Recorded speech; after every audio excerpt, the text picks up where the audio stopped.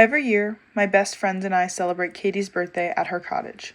Her birthday always happened to fall on Labor Day, so we spent the long weekend and the last weekend of summer soaking up the sun and splashing in the waves.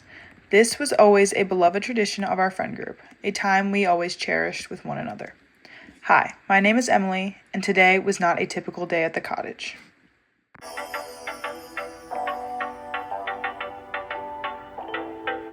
Hey guys, and welcome to a day at the cottage.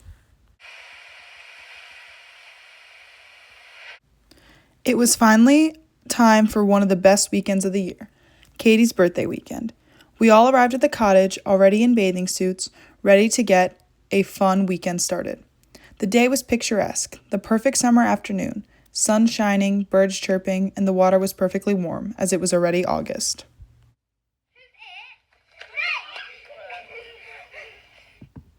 We all immediately got into the water, splashing around, having the time of our lives. Then we decided to take the paddleboards and kayaks out to the lake. We ran to find our partners and grab life jackets before all the good boards and paddles were gone.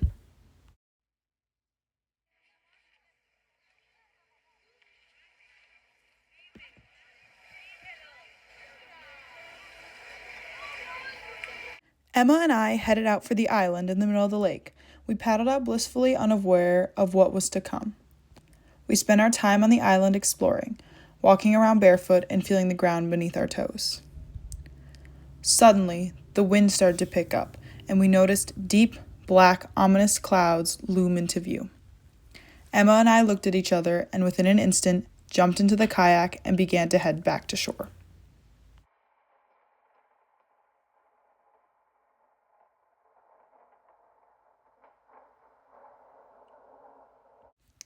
The waves became choppy and the wind blew strong in our faces. We struggled against the current as our 12-year-old skinny arms grew sore battling the elements. "We're not too far now. Keep paddling," Emma exclaimed. Suddenly, we heard yelling and turned to see Allie and Kat holding onto the side of the paddleboard, their bodies bobbing up and down with every passing wave. While unfortunately I was unable to receive a vocal interview with Allie, she still was able to make some comments on the event. She stated that her and Kat were playing tip the paddleboard, and unfortunately when the waves started picking up, were struggling to get back on the board and stay on the board in order to paddle back to shore. She stated that Katie and Maddie had seen them out there, but felt that there was no way that they would be able to bring them back in, so they left them to figure it out. She said that when she saw Emma and I approaching from the distance, that she thought that maybe the two of us would be able to help them or at least switch with them. From Emma and I's perspective, we felt that we had to help them because they were stuck out in the middle of the lake, and we saw the storm fast approaching and thought that if we didn't help them, that we were afraid that one of them would get struck by lightning. So we fought to bring them back to shore. Our frail arms fought against the waves and the wind, and we dragged Allie and Kat back to shore as the sky continued to darken. The two of them holding onto their paddleboard, Emma holding onto the paddleboard in the back seat of the double kayak, and me doing all of the paddling, Emma and I taking turns and turning to see who could paddle as we gradually got back to shore. This task was very difficult as our 12-year-old bodies were very incapable of carrying the weight of four people, a kayak, and a paddleboard, and one person paddling at a time. However, we were able to bring everyone back to shore before the storm started to pick up as we saw it coming. I had asked Allie how she was feeling in that moment. She said that she was unbelievably scared as they heard the thunder in the background, and she believed that she would for sure be struck by lightning.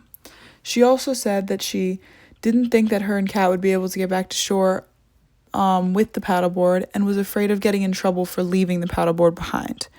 However, she soon realized that someone would have been able to get the paddleboard back out after. This problem was definitely exaggerated by our young minds, and we believe that something was going to happen to us. We were desperately afraid, and we were afraid that if we left someone behind, they would get stuck in the storm. However, Emma and I were able to get them back to shore, and we still were able to go on to continue to have a fun rest of the day.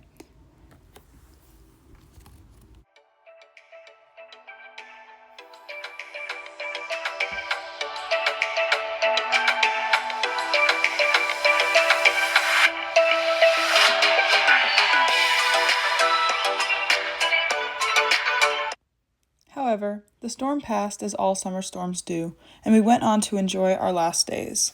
Our friendship persevered through a challenging task, and we grew closer that day. We were still able to have the fun birthday weekend that we so hoped, and continued on with the tradition many years to follow. Thank you.